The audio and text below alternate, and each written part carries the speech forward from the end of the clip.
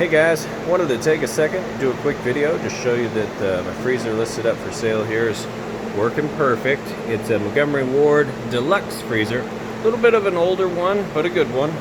I'm going to show you, and it is in fact cold like it's supposed to be. So we've got temperature, surface temperature measurement here. It's about almost 69 degrees on the surface here. You can see the little F designates Fahrenheit. So we'll go ahead and open it up. Show you that it is freezing. We've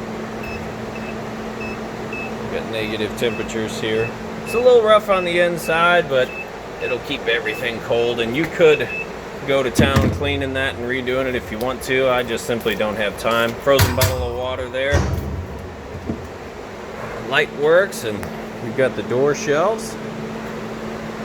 And this one is 16 cubic feet. I'll have more details in the actual listing, but I just like to show that everything's working perfect. That way you can see before you drive out and spend your money and all that. So go ahead and get a list up for sale. Thanks for taking the time to watch my video.